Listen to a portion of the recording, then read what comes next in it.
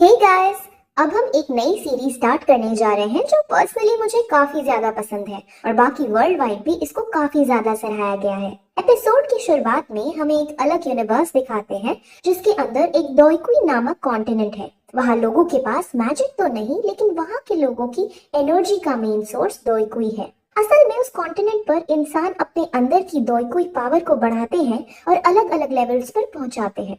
Total 10 levels होती हैं जिनके नाम आपको स्क्रीन पर दिख रहे होंगे। फिर इस कॉन्टिनेंट के अंदर हमें एक जगह दिखाते हैं जहाँ कई सारे लोग एक टावर के आगे खड़े थे।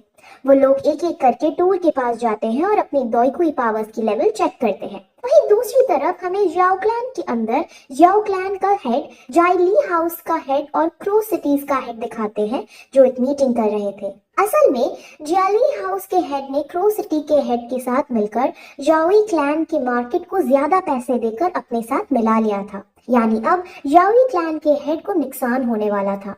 याओई क्लैन का हेड का नाम जियाजान था। अब इस बात से उसे बहुत गुस्सा आता है, लेकिन फिर गुस्से पर काबू करके वो उससे एक वेडिंग इनविटेशन का कार्ड देता है और कहता है बेटा है कि शादी नायान यान रैन के साथ फिक्स हुई है जो कि नायान फैमिली से ताल्लुक रखती है। अब पहले तो उसकी इस बात से फट जाती है कि जाओयान इसका बेटा है, क्योंकि जाओयान इतना ब्रेव फाइटर था कि उसने 4 साल की ही उम्र से मार्शल आर्ट सीख लिए थे और 11 साल की उम्र में वो लेवल 9 पर पहुंच गया था। और दूसरी बात जो उन्हें सदमे में ले डालती है कि जिसकी उससे शादी होने वाली थी वो हालांकि शहर के बाहर का ही है, लेकिन वो बहुत बड़े क्लैन यानी बहुत ज्यादा समृद्धि है उनके शहर में। अगर उनसे इनकी शादी हो जाती है तो जाई क्लैन इतना पावरफुल हो जाएगा कि उसके आगे पीछे उसकी कंपटीशन करने वाला कोई नहीं होगा। अब जॉय बाकी क्लैन के हेड्स की हालत पर हंसता है और उनके खूब मजे लेता है। वहीं जहां एक टावर के नीचे सबका लेवल चेक करा जा रहा था, वहां पर जॉयान आता है और अपना लेवल चेक करता है, जिसके बाद उसका लेवल सिर्फ 3 निकल कर आता है और ये देखकर वो काफी ज्यादा निराश होता है। सब जितने भी लोग होते हैं सब उसका मजाक उड़ाने लगते हैं, लेकिन वो वहाँ उसकी अडॉप्टेड बहन के जिसका नाम जियाओ जनर था, वो वहाँ आकर उसे धीरज देती है और खुद अपना लेवल चेक करने जाती है तो वो अपना लेवल 9 पाती है। जाओयान इससे और भी टूट जाता है। वहीं दूसरी तरफ अब जियाओ क्लैन के अंदर एक लड़की आती है जिससे जाओयान की शादी होने वाली थी। उसका नाम बहुत बड़ा है इसलिए मैं सिर्फ उसे नायान ही कहूंगी। नायान पहले तो वहां आकर जाओयान को ग्रीट करती है और उसको फिर एक क्यू कलेक्टिंग पिल देती है। वो रिंग कोई ऐसी वैसी रिंग नहीं है, उस पिल को जो भी लेता है वो दोईकी की पावर्स को आसानी से प्राप्त कर सकता है, लेकिन एक इसमें रिस्क है कि अगर ये पिल फेल हो जाएगी तो लेवल 9 का योद्धा लेवल 8 पर आ जाता है और अगर किसी का ज्यादा ही लक खराब हुआ तो इससे भी 10 गुना नीचे गिर सकता है। ये पिल उन लोगों को काफी बेनिफिट करती है जो लेवल 9 पे होते हैं, क्योंकि लेवल 10 पर पहुंचने के लिए इस पिल की मदद से बहुत आसानी हो जाती है। अब ये पिल बहुत ही अनमोल और महंगी थी, इसीलिए पहले तो जाओयान लेने से मना करता है, लेकिन नायान उससे कहती है कि ये मैं आपको फ्री में नहीं दे रही हूँ, मैं आपके बेटे से शादी तोड़ना चाहती हूँ और ये पिल उसी का मुआवजा है। अब ये सुनकर जाओयान को काफी दुख होता है, क्योंकि अगर अब इस मौके पे शादी टूटेगी तो उनके परिवार की काफी बदनामी होगी। अब उनमें बहस होने लगती है और बहस इस कदर तक पहुंच जाती है कि वो तलवार निकालने का भी सोचते हैं, लेकिन नायान अपने साथ अपने अंगरक्षक भी लाई थी जो बहुत पावरफुल थे।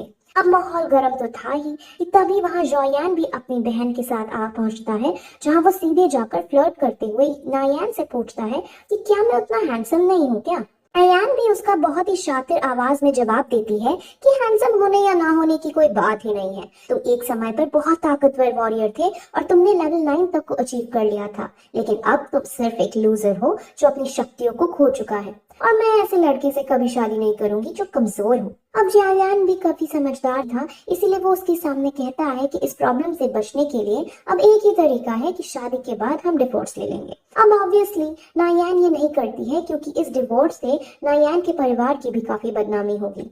नायान बहुत कहती है कि मैं तुम्हें ऐसी 3 पिल देने को तैयार हूँ और अगर इतने से भी पेट नहीं भरा तो तुम मेरे शहर में आके अपनी ट्रेनिंग कर सकते हो, जहाँ तुम्हें बेस्ट फैसिलिटी मिलेगी। अब 3 पिल को हासिल कर जॉय क्लैन सबसे शक्तिशाली क्लैन बन सकता था, लेकिन फिर भी जॉयान मना कर देता है। इसीलिए अब वो एक डील करती है, मैं तुम्हें 3 साल का टाइम देती हूँ और 3 साल बाद तेरी और मेरी रिंग के अंदर एक फाइट होगी। अगर उसमें मैं जीती तो मैरिज कैंसिल होगी, अगर तुम जीते तो मैं पूरी तरह से तुम्हारी हो जाऊंगी। अब जोयान इस डील को हाँ कर देता है, लेकिन वहाँ खड़े सब लोग जानते थे कि जोयान के पास अब इतनी शक्ति नहीं थी कि वो उससे लड़ सके और 3 साल में कोई योद्धा नहीं बन सकता। वहीं अब एपिसोड 2 स्टार्ट होता है, जिसमें अब जॉययान के आदमी जॉययान की इस डील को देख बहुत बड़ी गलती बता रहे थे और जॉययान खुद भी बहुत टेंशन में आया था क्योंकि वो बहुत कमजोर हो चुका था। उसकी बहन उसे संभालने की कोशिश करती है लेकिन वो अपनी बहन से भी दूर जाने लगता है। रास्ते में फिर उसे कुछ साथी मिल जाते हैं जो उसे काफी चिढ़ाने लगते हैं और उसका मजाक बनाते हैं। वो पहले उससे ये डील करने के लिए कोसते हैं और फिर उसको जीनियस जीनियस कहकर चिढ़ाते हैं, जिस पर अब उसे गुस्सा आता है, इसलिए वो फाइट करने की कोशिश करने लगता है लेकिन खूब बुरी तरह से पिट जाता है। लेकिन तभी वहां उसकी बहन जॉययानोर आके उसे बचाने लगती है, जिस पर वो लोग उसका और भी मजाक उड़ाने लगते हैं कि एक लड़की का सहारा ले रहा है। अब इस सब से उसका दिल काफी ज्यादा टूटता है और वो वहां से रोते रोते वहां से भाग जाता है। वो सीधे अपनी मॉम की ग्रेव पर जाकर रोने लगता है। जाओजैन भी उसे रोता हुआ देखता है लेकिन उस पर गर्व महसूस करता है कि उसने बहादुरी के साथ इस डील को एक्सेप्ट किया था।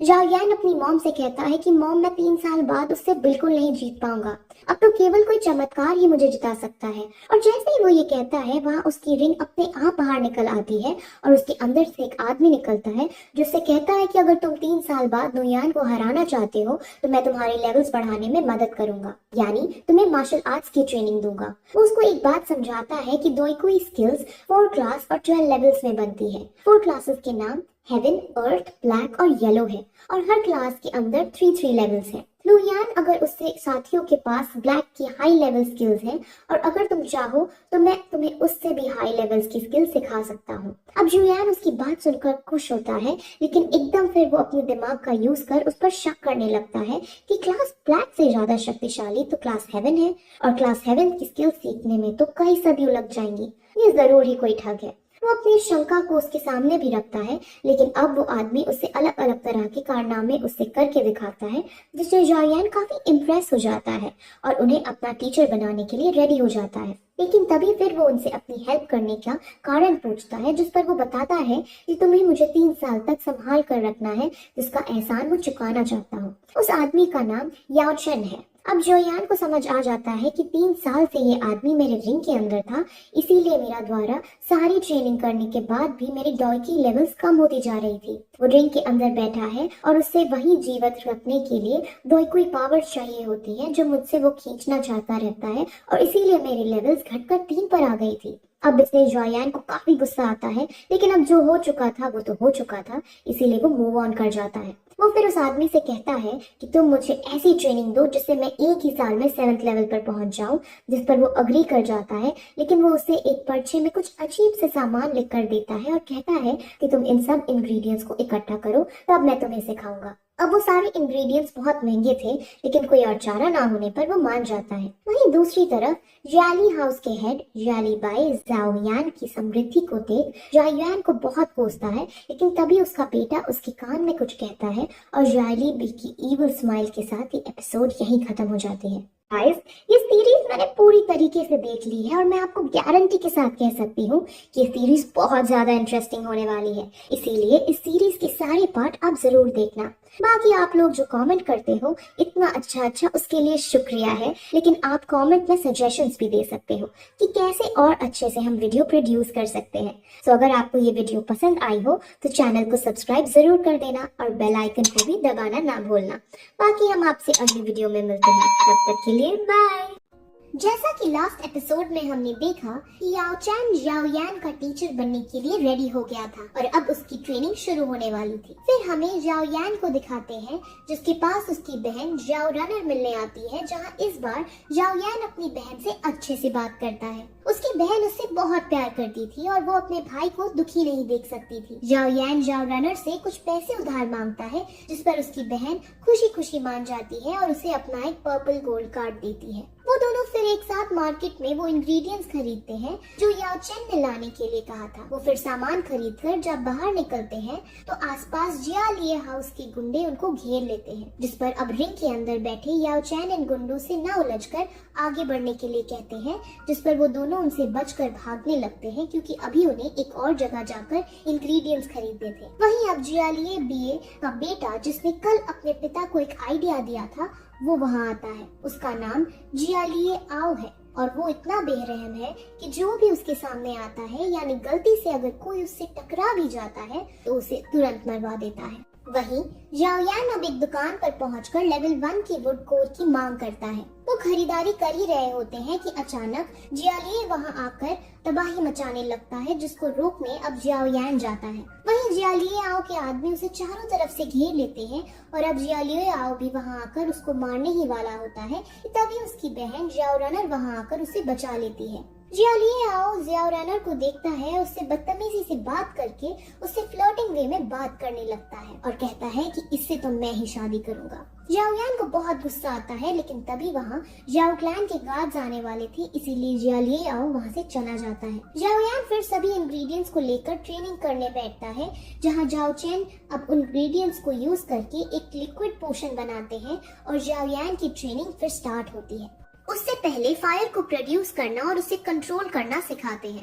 जाओयान अपनी पूरी जान लगा देता है और अच्छे से फ्लेम प्रोड्यूस कर उसे कंट्रोल भी कर लेता है, जिस पर याओ चेन बहुत ज्यादा शॉक होते हैं, क्योंकि ऐसा करना लेवल 3 के लिए बहुत मुश्किल का काम था। लेकिन ऐसा करते वक्त जाओयान एग्जॉस्ट हो जाता है और एकदम वो खून की उल्टियां करके वहीं बेहोश हो जाता है और ये एपिसोड यही खत्म हो जाता है। अब 4th एपिसोड स्टार्ट होता है, जिसमें याओ चैन जाओयान को हील करता है और साथ ही उसको डोइकुई पावर को बढ़ाकर लेवल 4 कर देता है। वहीं फिर हमें एक नई जगह दिखाई जाती है, जहाँ पर बोली लगाई जा रही है। वहाँ पर तीनों शाही परिवार से लोग आए थे, यानी जाओ क्लैन, आओबा क्लैन और जियली हाउस के मास्टर्स भी यहाँ इसमें बोली में आए थे। उस बोली को करवाने वाली एक लड़की थी जिसका नाम याफीत है। वहीं दूसरी तरफ होश आने पर जब जाओयान को ये पता चलता है कि वो लेवल 4 पर आ गया है, तो वो काफी ज्यादा एक्साइट होता है। याओ चैन एक मोदक को वैक्यूम पाम टेक्निक से हवा में उठाकर खाता है और अब जाओयान भी एक टेक्निक सीखने को कहता है,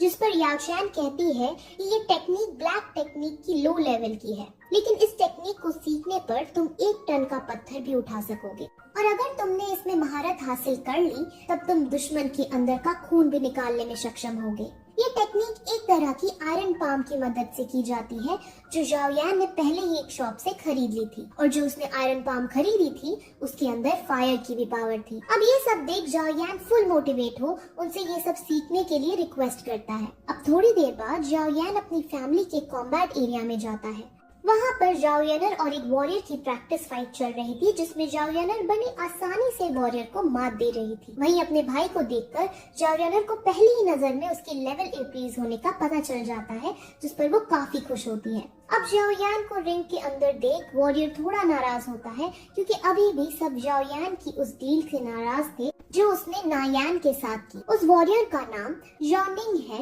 और वो लेवल 8 पर है। जाओयानर अपने भाई को फिर एक जगह ले जाती है और उसे एक किताब देती है, जिसके अंदर लेवल 4 के वॉरियर के लिए कई सारी ट्रेनिंग के बारे में लिखा था। अब किताब पाकर वो एक्साइट हो जाता है और सीधे अपने मास्टर याओ चैन के पास जाकर उन्हें ये बुक में लिखी रॉक शैटरिंग टेक्निक के बारे में बताता है, जिस पर वो इस टेक्निक को बेकार बताकर उसे ऑस्टैटिक स्मैश की टेक्निक बुक देते हैं। ऑस्टैटिक टेक्निक को सीखने के लिए लेवल 5 का होना जरूरी था, इसीलिए अब जाओयान उनसे लेवल 5 को भी ब्रेक करने की रिक्वेस्ट करता है। वहीं हमें फिर नायान को दिखाते हैं, जो एक पर्वत पर बैठ मेडिटेट कर रही थी। वहीं याओ चैन और जाओयान एक जंगल में जाते हैं, जहां लेवल 5 तक पहुंचने की ट्रेनिंग उसकी शुरू की जाती है, जहां पर उसकी बॉडी को स्ट्रॉन्ग बनाने के लिए उस पर कई अटैक किए जाते हैं। ये टेक्निक ब्लैक टेक्निक के अंदर हाई लेवल में आती है और जो उसमें महारत हासिल कर लेता है तो वो 8 गुना ज्यादा शक्ति से अटैक कर सकता है। याओ चैन फिर उससे कहता है कि तुमने और भी इंग्रेडिएंट्स लाने होंगे। अब जाओयान टेंशन में आ जाता है, क्योंकि उसने अभी तक पिछले इंग्रेडिएंट्स के पैसे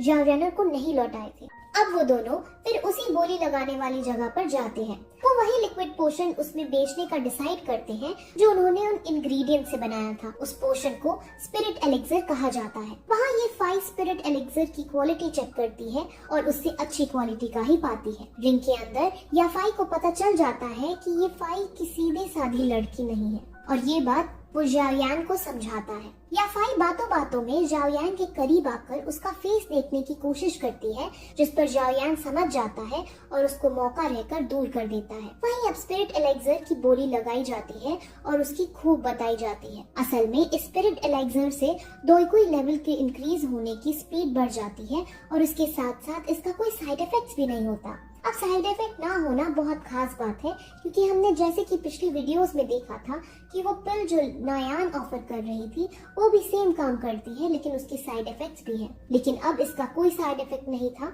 यानी ये बहुत ऊंचे दाम में बिकने वाली थी। जाओ जैन अब इसको किसी भी कीमत पर अपने बेटे जाओ यान के लिए खरीदना चाहता था, और ये बात जियालिए बे को पता था।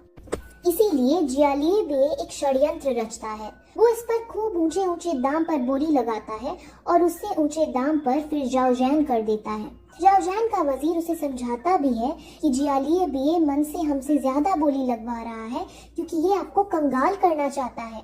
वो आपके पैसे खर्चा करवा कर जो अगली बोली होगी उसे जीतना चाहता है। लेकिन जाओ जैन को वो लिक्विड पोशन अपने बेटे के लिए किसी भी कीमत पर चाहिए था, इसीलिए बोली बढ़ाते बढ़ाते 40,000 सोने के सिक्के पर पहुंच जाता है और जाओ यान को वो पोशन दे दिया जाता है। वहीं अब अगला जो आइटम था वो विंड स्किल था, जिसको जियालिए बे हासिल कर लेता है, और इसी के साथ ये एपिसोड भी यहीं खत्म हो जाता है। एपिसोड 5 एंड एपिसोड 6 अपने ही डैड को बेचकर उसे पैसे मिले हैं। उनका वो क्या करता है और जियालिए बे और किस तरह से अपनी शैतानी दिमाग चलाता है, और याओ चेन असल में उस रिंग के अंदर क्या कर रहा था, इन सभी क्वेश्चन का आंसर हमें अगले वीडियो में मिलेगा। अगली वीडियो भी जरूर देखना। तो आपसे मैं अब अगले वीडियो में मिलूंगी, सो तब तक के लिए बाय।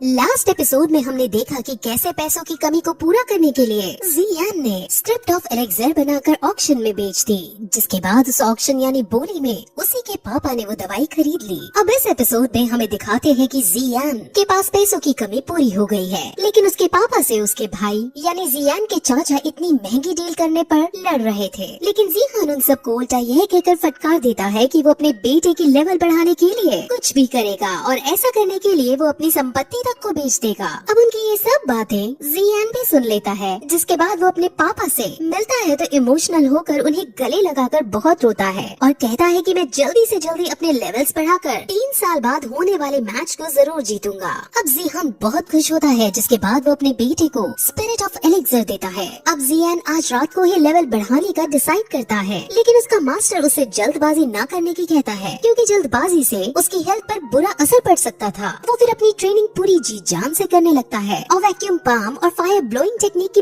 बहुत प्रैक्टिस करता है, और इससे उसके मास्टर भी उसकी प्रोग्रेस को देखकर काफी इम्प्रेस होते हैं, क्योंकि वो उनकी आशा से भी ज्यादा आगे निकल रहा था, यानी बहुत ज्यादा अच्छा परफॉर्म कर रहा था। अब जियान का मन लेवल 7 पर पहुंचने का था, लेकिन मास्टर कहते हैं कि वहां तक पहुंचने में तुम्हें 1 साल का समय लगेगा। लेकिन जियान को 2 महीने के अंदर लेवल 7 तक पहुंचना था, क्योंकि 2 महीने बाद उसके शहर में कमिंग ऑफ एज सेरेमनी है, जिसके अंदर उसे अपनी कैपेबिलिटीज दिखानी है। वही हमें नायान को दिखाते हैं, जो अभी भी एक पर्वत पर बैठकर मेडिटेट कर रही थी और 3 साल बाद होने वाले मैच के बारे में सोच रही थी। वही फिर जियान को प्रैक्टिस करते हुए 1 महीना बीत जाता है, जिसके बाद उसकी बहन उससे सुबह सुबह बुलाने आती है, जिसके बाद वो दोनों उस टावर के पास जाते हैं जहाँ सब अपना लेवल चेक करते थे। पहले जी जूनियर अपना लेवल चेक करती है, जिसमें उसका लेवल 9 था, लेकिन जब जियान अपना लेवल चेक करने जाता है तो हमेशा की तरह सब उसका काफी मजाक उड़ाते हैं। लेकिन फिर जियान लेवल चेक करने जाता है, जिसके अंदर वो अपना लेवल 7 पाता है। असल में इस 1 महीने में उसने अपने मास्टर की मदद से नॉर्मल से काफी ज्यादा हार्ड ट्रेनिंग की थी, और पानी को भी अपनी प्रोड्यूस की हुई फ्लेम से उड़ाने की ताकत प्राप्त कर ली थी, जिसकी वजह से उसका लेवल 7 पर पहुंच गया था।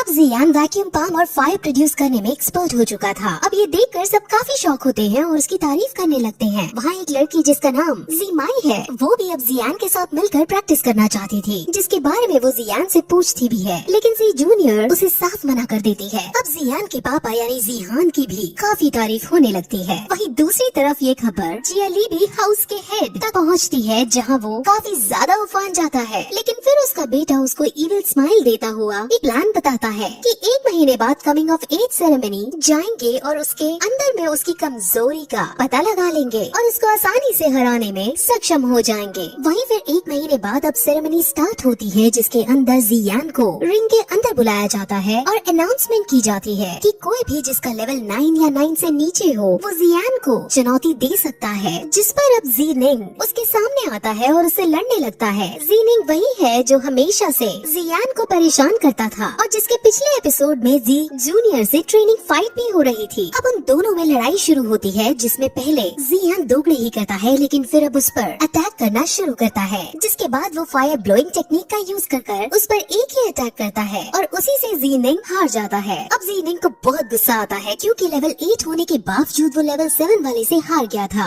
लेकिन अब इस मैच में जियान ने क्योंकि अपनी फुल स्ट्रेंथ का प्रदर्शन दिया था और स्पिरिट ऑफ एलेक्सर भी अब अपना असर दिखाना शुरू कर गई थी, इसलिए अब उसका लेवल वही 7 से 8 पर पहुंच जाता है, यानी वो अब लेवल 8 का योद्धा बन जाता है। जिसके बाद जीनिंग गुस्से में आप पीछे से उस पर वार करने आता है, लेकिन जियान इस बार फायर ब्लोइंग और वैक्यूम पंप दोनों का एक साथ यूज करते हुए उसे बहुत दूर फेंक देता है, जिससे वो बहुत घायल हो जाता है। वहीं जिया लीबी भी मौजूद था, जहां वो अब अपने इविल प्लान को अंजाम देता है और उसे चुपके से एक हाईली कल्टिवेटेड मेडिसिन दे देता है, जिससे वो इंस्टेंट बहुत ज्यादा शक्तिशाली बन जाता है, यानी उसकी स्ट्रेंथ काफी ज्यादा बढ़ जाती है। सभी लोग उसको देख समझ जाते हैं कि इसने ऐसी दवाई खाई है जो उनके शहर में बैन है। वो उसको रोकने की भी कोशिश करते हैं, लेकिन जीनिंग के ऊपर गुस्सा सवार था, जिसके बाद वो सीधे जियान को मारने उसके पीछे दौड़ता है, लेकिन जियान उससे नहीं डरता और वो काउंटर अटैक करता है, जिसमें वो जीनिंग की हड्डी पसली तोड़ देता है। अब मैच बैन किया जाता है, जहाँ जीनिंग का फादर उसके पास आकर उसका हाथ चेक करता है। उसका एक हाथ बुरी तरह से टूट गया था, जिस पर वो जियान को फटकारता है, उसे एक क्रूअल आदमी बताता है। लेकिन वहाँ जी क्लैन के और भी लोग अब आते हैं, जहाँ वो जीनिंग की ही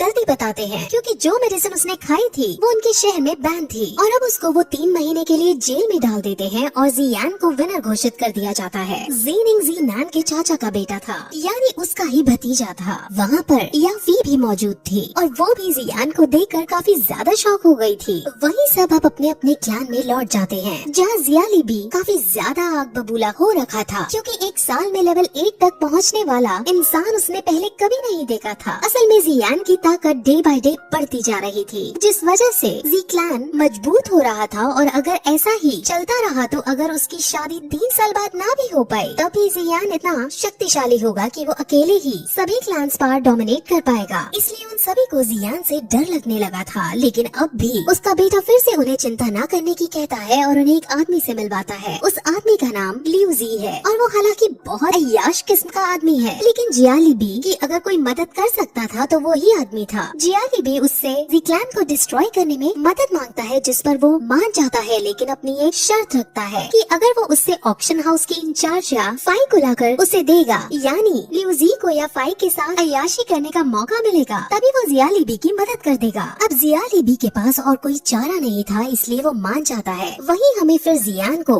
दिखाते हैं, जो बाजार में घूमते हुए अपनी बहन के साथ कई तरह की और टेक्निक पर डिस्कस कर रहा था, लेकिन वहाँ वो अपने आसपास के नोटिस करते हैं कि आज की मार्केट अलग है। वहाँ जब वो इसका पता लगाने की कोशिश करते हैं तो उन्हें पता चलता है कि जियालीबी हाउस ने मार्केट को खरीद कर उनका दाम सस्ता कर दिया है, जिसकी वजह से जी क्लैन की मार्केट पूरी तरह से बंद होने के कगार पर आ गई है, जिस पर अब जियान इसका कोई न कोई सोल्यूशन निकालने का डिसाइड करता है और ऑक्शन हाउस में जाकर याफी से मिलता है, जहाँ वो उसे एक मेडिसिन फार्मूला देता है। वो मेडिसिन फार्मूला ब्लीडिंग वुंड्स को क्लॉट करने का था। असल में जिस चीज से जियालीबी ने मार्केट को अपने अंडर कर लिया था वो एक रेजिनुएशन पाउडर था, जिसका दाम बहुत सस्ता और असर बहुत तगड़ा वाला था। इसके लिए जियान बेस बदल कर रीजेनुएशन पाउडर से भी अच्छी मेडिसिन का फार्मूला ऑक्शन हाउस में लेकर लाया था, ताकि वो यहाँ इसको बनाने के इंग्रेडिएंट्स हासिल कर सके और जी क्लैन फिर से अपनी मार्केट हासिल कर सके। अब याफी उसको इस मेडिसिन को बनाने के लिए इंग्रेडिएंट्स देने से मना कर देता है, क्योंकि वो जियालीबी के साथ किसी तरह का पंगा नहीं लेना चाहती थी। वो बात कर ही रही होती है कि अचानक वहाँ बहुत सारे सैनिक आकर उन पर हमला करने लगते हैं, लेकिन जियान उन सबको अपने एक ही हाथ से वैक्यूम पंप टेक्निक का यूज करते हुए सबको मारकर सबको हरा देता है। अब याफी एक सैनिक से पूछती है कि तुम्हें किसने और क्यों भेजा है, जिस पर सैनिक बता देता है कि उसको लियूजी ने तुमको किडनैप करने के लिए भेजा है, ताकि वो तुम्हारे साथ अय्याशी कर सके। अब ये सुन याफी को काफी गुस्सा आता है और वो सैनिक को चांटे मार मार कर भगा देती है और जियान का धन्यवाद करती है। वो उससे काफी ज्यादा इम्प्रेस हो जाती है, जिसके बाद वो उससे सारे इंग्रेडिएंट्स दे देती है,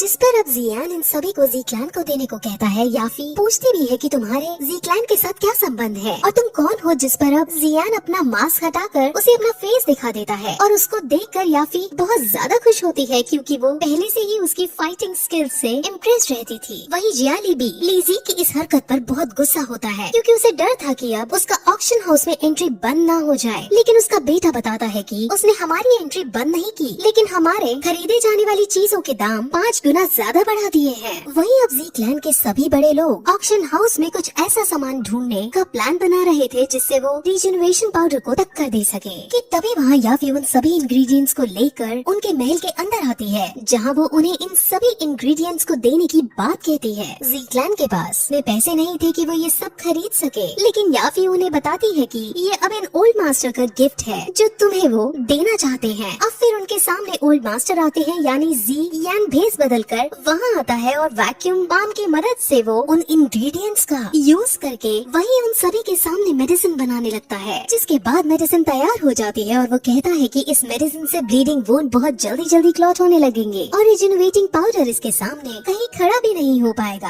अब जी क्लैन इतने बड़े गिफ्ट को हासिल ऐसे ही नहीं कर सकते थे और वो मना भी करते हैं, लेकिन ओल्ड मास्टर कहता है कि ये सब मैं तुम्हारे बेटे जी यान की फाइटिंग स्किल्स को देखकर यानी उससे इम्प्रेस होकर दे रहा हूँ। और ये सब कहकर याफी और ओल्ड मास्टर दोनों वहाँ से चले जाते हैं। याफी रास्ते में उसे समझाती भी है कि जियालीबी से तुम्हें थोड़ा बचकर रहना पड़ेगा, लेकिन जियालीबी से कोई डर नहीं था। और इसी के साथ ये एपिसोड भी यहीं खत्म हो जाता है।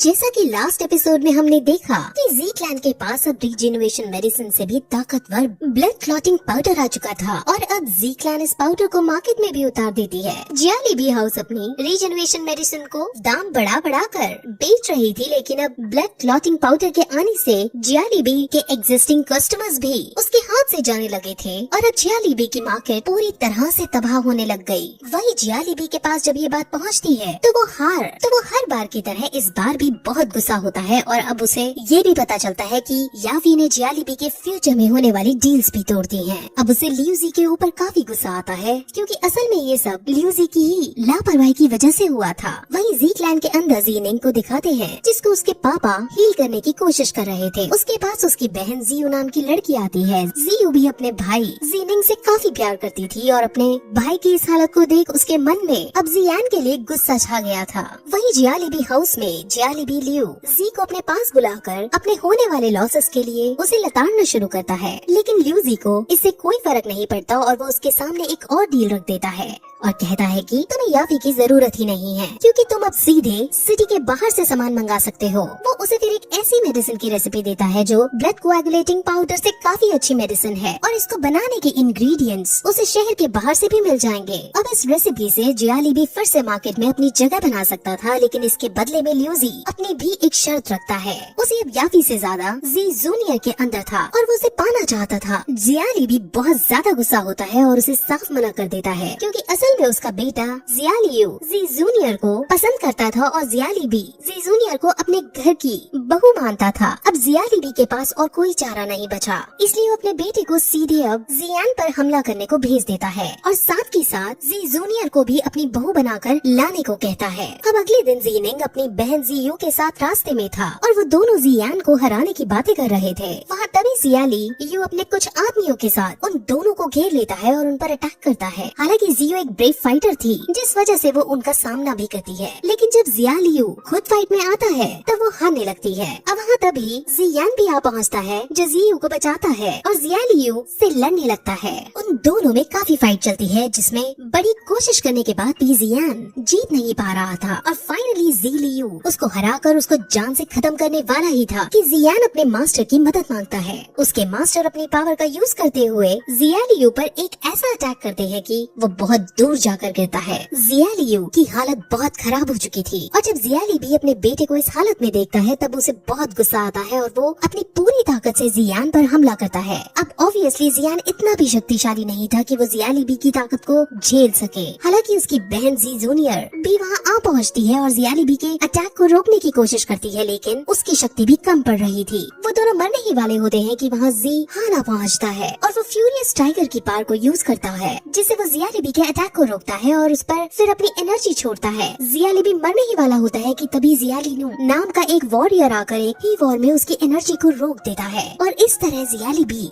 बच जाता है और अपने बेटे का उसे जल्द से जल्द इलाज कराना था, इसलिए वो तुरंत अपने आदमियों को लेकर वहाँ से चला जाता है। असल में जियालीनू जियाली हाउस का का सेकंड एल्डर सन है और वो उनके परिवर्तन का सबसे ताकतवर योद्धा है। जी क्लैन को भी अब जियाली हाउस की ताकत का अच्छे से पता चल गया था और अब उन्हें ये भी पता चलता है कि जियाली हाउस लियूजी की मदद से हमारी मेडिसिन से भी ज्यादा शक्तिशाली मेडिसिन बना रहे हैं। उस मेडिसिन का नाम हुई तियानगाओ है। अब जी जूनियर लियूजी के बारे में सुन उसको जान से मारने का डिसाइड करती है क्योंकि वो उनके परिवार के लिए बड़ी मुसीबत हो सकता था। वही जियाली भी अब टेंशन में आ रहा था, लेकिन उसका बेटा उसके पास आकर फिर कहता है कि अब आज की फाइट के बाद जियान और ज्यादा शक्तिशाली हो गया था, जिस वजह से अब हमें भी मजबूत होने के लिए लियूजी की मदद लेनी ही पड़ेगी। यानी अब जियाली जीतने के लिए अपने होने वाली वाइफ जी जूनियर को सैक्रिफाइस करने के लिए रेडी हो गया था। जियाली को ये सुनकर दुख होता है, लेकिन वो भी अब कुछ नहीं कर सकता था। वहीं अब जियान भी लियूजी से होने वाले खतरे के बारे में जान जाता है, इसलिए वो भी उसके घर उसे जान से मारने के लिए जाता है। लेकिन जब वो वहाँ पहुँचता है तो वहाँ जी जूनियर को देखता है,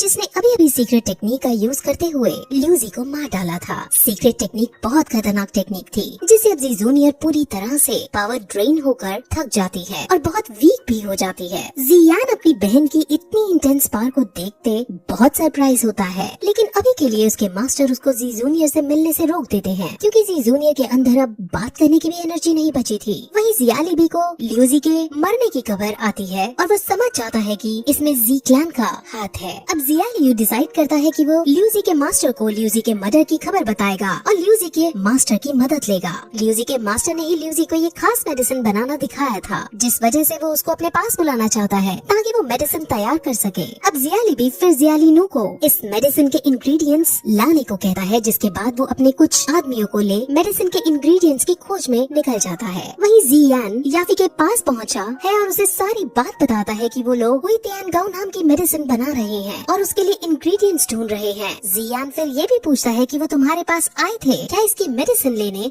जिस पर याफी मना कर देता है, लेकिन फिर उसे मैप में एक जगह दिखाती है और कहती है कि इस जगह पर इस मेडिसिन के इंग्रेडिएंट्स मिलते हैं और वो जरूर यहीं गया होगा। अब जियान समझ आता है कि अब उसे उसी लोकेशन पर उसे रोकने जाना होगा, इसलिए वो अपने पापा से वहाँ जाने की बात करता है और उसके पापा उसे मोटिवेट करते हैं वहाँ जाने के लिए, विदा कर देते हैं और जियान अकेले ही जंगल के रास्ते होते हुए मैजिकल बीस्ट माउंटेन पर जाने लगता है। वहाँ आगे बढ़ते वक्त उसे कई तरह की खतरनाक जानवर दिखते हैं, जिसको देख उसके मास्टर उसे समझाते हैं कि इनमें से कुछ लेवल 1 के मॉन्स्टर और लेवल 2 या 3 के मॉन्स्टर से उसको खतरा है, इसलिए वो उसको एक हैवी स्वॉर्ड देते हैं और उसे फिर चलाना सिखाते हैं। शुरू के कुछ दिनों तक तो वो स्वॉर्ड को उठा भी नहीं पाता, लेकिन जैसे जैसे दिन बीतते जाते हैं वो स्वॉर्ड चलाने में एक्सपर्ट हो जाता है। फिर एक दिन प्रैक्टिस करते हुए उसे एक लड़की की चीख सुनाई देती है। उस लड़की का एप्स पीछा कर रहे थे और एप्स लड़कियों का शिकार बनाकर उनका रेप किया करते थे। उसके मास्टर तुरंत उसे उस लड़की को बचाने के कहते हैं और वो लड़की को बचाने जाता है। वो सभी एप्स को अपनी फाइटिंग से मार लड़की को बचा लेता है। उसे पता चलता है कि लड़की का नाम जियान है और वो एक मेडिकल एक्सपर्ट है। वो अपने ग्रुप के साथ हर्ब्स ढूंढने आई थी, लेकिन यहाँ वो सबसे बिछुड़ गई थी क्योंकि वो एक मेडिकल एक्सपर्ट है जो यहाँ हर्ब्स ढूंढ रही थी। इसीलिए जियान उससे जियाली के मेंबर्स के बारे में पूछता है कि क्या तुमने यहाँ देखा है, जिस पर वो हाँ कर देती है और कहती है कि वो जब ही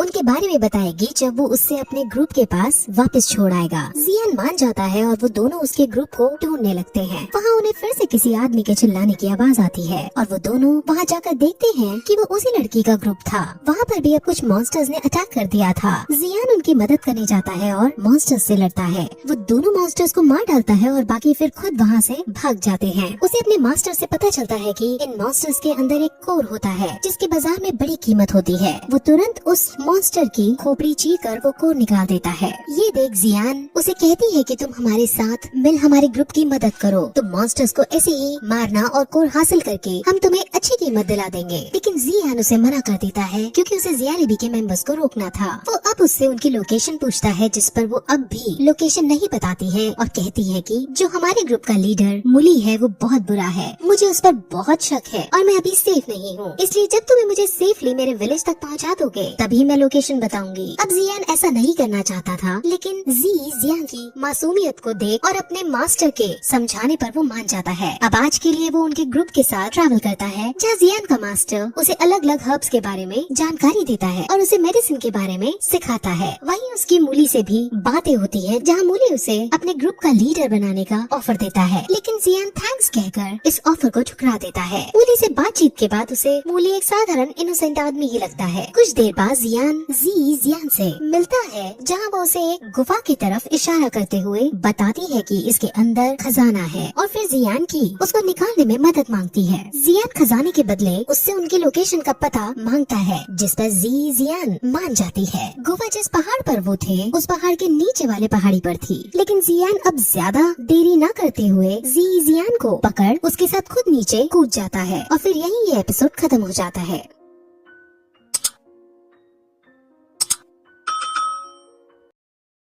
जैसा कि लास्ट एपिसोड में हमने देखा कि जियान को लेकर एक गुफा के आगे कूद गया था। उस गुफा में खजाना रखा था जिसे जियान पाना चाहती थी, इसलिए वो दोनों उसके अंदर जाते हैं, जहां अंदर जाने पर उन्हें खजाने के साथ साथ 3 बॉक्स भी मिलते हैं। वहाँ एक मेडिसिन हर्ब्स भी थी और मास्टर के कहने पर जियान उसे लेने का डिसाइड करता है, क्योंकि वो मेडिसिन हर्ब बहुत खास थी। जियान इसके बाद फिर उन बॉक्सेस को एक एक करके खोलने लगता है और पहले बॉक्स में उसे पॉइजन के रिलेटेड जानकारी मिलती है। इसको जियान लेने का डिसाइड करती है और दूसरे बॉक्स के अंदर उन्हें हाई लेवल ज़ुआन आर्मर मिलता है। उस आर्मर के अंदर विंग्स भी थे और इसको जियान ले लेता है। असल में ये गुफा एक बहुत बड़े रिसेप्टेरियर की है। रिसेप्टेरियर आप अभी के लिए ये समझ लो कि जैसे अल्केमिस्ट यानी केमिकल मेडिसिन की नॉलेज है। वो थर्ड बॉक्स फिर चाबी से खोलने ही वाले होते हैं कि तभी वहाँ मूली अपने आदमी सहायता कर उन पर हमला कर देता है। यानी मूली सच में एक बहुत बुरा आदमी था और जियान समझ जाता है कि ये मुझको अपना लीडर इसलिए बनाना चाहता था ताकि मेरी एबिलिटीज का यूज करके ये ऐसे और खजाने ढूंढ सके। वही मूली और उसके आदमी उस पर हमला करते हैं और उस पर भारी पड़ने लगते हैं। उनमें काफी लंबी फाइट होती है जिसमें जियान हार जाता है और मूली जियान को मारने ही वाला होता है कि तभी जियान एक सिग्नल देकर अपने पक्षी को वहाँ बुला लेती है, जिसके बाद दोनों उसके ऊपर बैठ वहाँ से दूर चले जाते हैं और दोनों बच जाते हैं। जियान की हिम्मत को देखकर काफी इम्प्रेस हो गई थी। वो उसको एक लेटर और एक मैप देकर अपने गाँव वापस चली जाती है। उस लेटर के अंदर जियालिनू के आदमियों के बारे में लिखा था कि वो इस वक्त कहाँ हो सकते हैं और मैप के अंदर उसकी लोकेशन भी मार्क थी। यानी जियान सच में एक अच्छी लड़की थी और उसने अपना वायदा निभाया था। अब जियान फिर मेडिटेट करता है और उसने जो हर्ब्स केव से इकट्ठे किए थे उनकी दवाई बनाकर खाता है, जिससे थोड़ी देर बाद उसका लेवल 10 पर अपग्रेड हो जाता है। वो बहुत खुश होता है, लेकिन उसके मास्टर ज्यादा खुश ना होने के लिए कहते हैं, क्योंकि वो लेवल 10 के 2nd स्टार पर ही था। असल में हर लेवल के अंदर भी सब लेवल्स होते हैं जिसे स्टार्स कहा जाता है।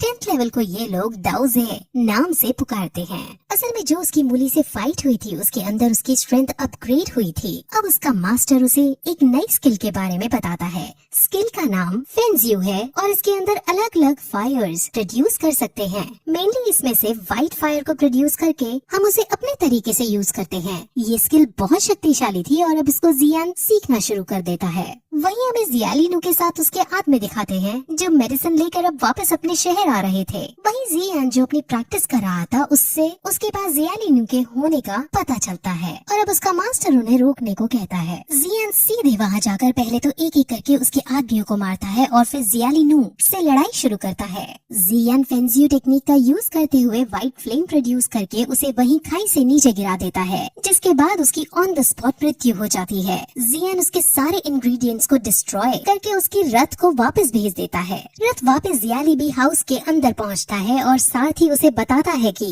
एक आदमी जिसने अपना मुंह छुपाया हुआ था उसने जियालिनू को मारकर सारे इंग्रेडिएंट्स डिस्ट्रॉय कर दिए। अब जियालिबी बहुत बुरी तरह टूट जाता है क्योंकि वो बार बार हारता जा रहा था। साथ ही जब ये बताता है कि उसने व्हाइट फ्लेम का यूज किया तब जियालियाओ समझ जाता है कि ये जरूर जियान था, क्योंकि जब जियान ने जियालियाओ को घायल किया था तब भी व्हाइट फ्लेम ही निकाली थी। अब जियालिबी ने जो इंग्रेडिएंट्स खरीदे थे वो बहुत महंगे थे और वो सब डिस्ट्रॉय ही हो चुके थे, जिस वजह से अब जियालिबी पूरी तरह से कंगाल हो चुका था और उस पर अब बहुत सारा कर्जा आ चुका था। वो मार्केट से भी अपने सारे पैसे उठा लेता है और अपनी सारी जमीन भी बेचने को कहता है, जिससे अब उसका साम्राज्य पूरी तरह से टूटने लगता है। वहीं अब जियान अपने घर वापस लौट आता है और उसके पापा जियालिबी हाउस के कंगाल होने पर काफी खुश होते हैं। अब जियान उनसे एक बात कहता है कि अब उसे शहर के बाहर जाना होगा, क्योंकि उसे जो टीचर मिला है यानी उसके मास्टर हैं, वो अब आगे की ट्रेनिंग शहर से बाहर कराएंगे। उसके पिता उसे आज्ञा दे देते हैं क्योंकि जी क्लान का फ्यूचर अब जियान पर ही टिका था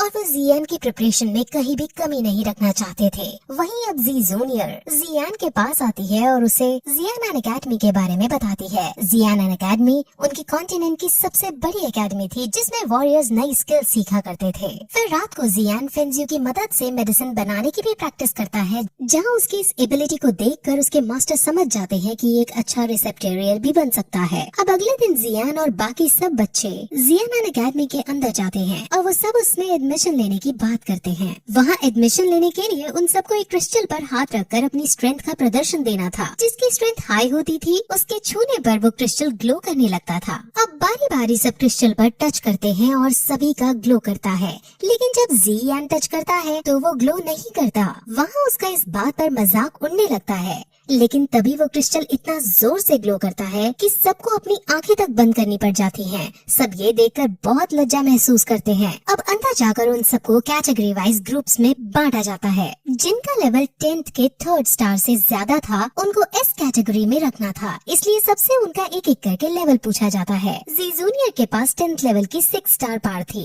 यानी वो वहाँ की सबसे शक्तिशाली वॉरियर थी। सब उसकी तारीफ करने लगते हैं, लेकिन वो कहती है कि मैंने ये सब 16 साल की प्रैक्टिस में हासिल किया है, लेकिन मेरे भाई जियान ने लेवल 10th की 5th लेवल सिर्फ 6 महीने में हासिल की। अब सभी ये सुनकर बहुत चौंक जाते हैं और जियान भी प्राउड महसूस करने लगता है। वो सब बात कर ही रहे होते हैं कि तभी जियान प्रोफेसर से कहता है कि उसे 1 साल की छुट्टी चाहिए। सब बहुत शॉक होते हैं कि अभी तो एडमिशन हुआ और अभी से इसको 1 साल की छुट्टी चाहिए। प्रोफेसर पहले तो मना करने की सोचते हैं, लेकिन फिर वो उसे कहते हैं कि मैं तुम्हारी एबिलिटीज और पावर को तुमसे फाइट करके परखूंगा। अब अगर मुझे पसंद आई तो तुम छुट्टी ले सकते हो। जियान मान जाता है और अब प्रोफेसर और जियान की फाइट शुरू होती है। उन दोनों में काफी आइकॉनिक लेवल की फाइट चलती है, जिसमें जियान अपनी एबिलिटीज का परिचय बहुत अच्छे ढंग से देता है। हालांकि वो प्रोफेसर को हरा नहीं पाता, लेकिन प्रोफेसर उसको देख बहुत खुश होती है। अब फिर फाइट खत्म होने पर वो उसे छुट्टी पर जाने की इजाजत दे देते हैं। वहीं अब वो बाकी सब बच्चों से कहती है कि हम अगले हफ्ते नैनयान एकेडमी के बेस पर जाकर वहाँ प्रैक्टिस करेंगे। नैनयान एकेडमी शहर के बाहर मौजूद थी, लेकिन जियान अब अपना दिमाग चलाता है और वो प्रोफेसर को अपने शहर में अपना स्कूल चलाने को कहता है। वो कहता है कि आप हमारे शहर में जी क्लैन के पास स्कूल खोलो। प्रोफेसर जियान और जी जूनियर जैसे वॉरियर्स को देखकर काफी इम्प्रेस थी और वो अब उनके परिवार को भी देखना चाहती थी, इसलिए वो मान जाती हैं और अब वो जी क्लैन के पास जाकर जियानान एकेडमी को शुरू करने का डिसाइड करती हैं। असल में जियानान एकेडमी बहुत ज्यादा शक्तिशाली थी। जियानान नायान के परिवार से भी शक्तिशाली ऑर्गेनाइजेशन थी। नायान वही लड़की है जिससे 3 साल बाद जियान की फाइट होने वाली है। अब फिर जी क्लैन के अंदर प्रोफेसर और बाकी सब आते हैं और अब जियान भी जियानान एकेडमी को अपने क्लैन में खुला देखकर बहुत खुश होता है और वो अपने बेटे की तारीफ करता है। वहीं जियान एक अजनबी शख्स को नोटिस करता है जो उस भीड़ में था। वहाँ फिर जी जूनियर जियान के पास आकर उससे नॉर्मल बात करने की कोशिश करने लगती है, लेकिन जियान जी जूनियर को देखकर थोड़ा इरिटेट वाले मूड में आता है और उससे कहता है कि मुझे अपने बेटे से बात करनी है, तुम यहाँ से चली जाओ। जियान को समझ नहीं आता कि उसके पापा ने ऐसा क्यों किया, लेकिन जी जूनियर के चले जाने के बाद जियान उससे एक बात बताते हैं। ये बात क्या थी हमें आगे पता चलेगा। फिर थोड़ी देर बाद हमें जियालिबी हाउस के अंदर जियालिबी को दिखाते हैं, जिसने ल्यूजी के मास्टर को बुलाया था और वो उससे अपने स्टूडेंट की मृत्यु का बदला लेने के लिए उसे उकसाने लगता है, लेकिन मास्टर जियालिबी से साफ मना कर देता है क्योंकि जो अजनबी शख्स जियाओ ब्यान को भीड़ में दिखा था वो मास्टर ही था। मास्टर ने जान लिया था कि जियानान एकेडमी जी क्लैन के अंदर खुल रही है, जिससे जी क्लैन इतना शक्तिशाली है कि उसे वो नहीं जीत पाएगा।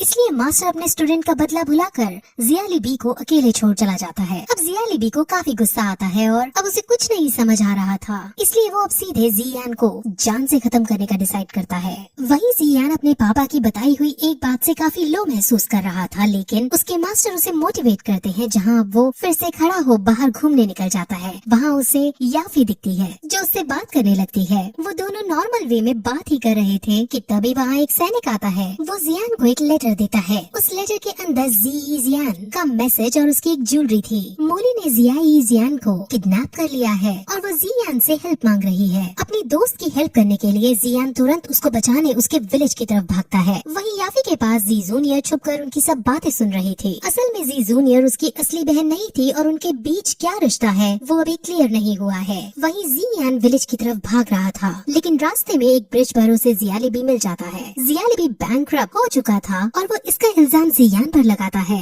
और उसको जान से मारने के लिए उसकी तरफ दौड़ता है। जियान हालांकि शक्तिशाली था, लेकिन वो जियालिबी जैसे आदमी को हरा नहीं सकता था। उन दोनों में फाइट होती है, जिसके अंत में जियान मरने ही वाला होता है कि तभी पीछे से जी जूनियर वहाँ आकर जियालिबी को मार डालती है और जियान को बचा लेती है।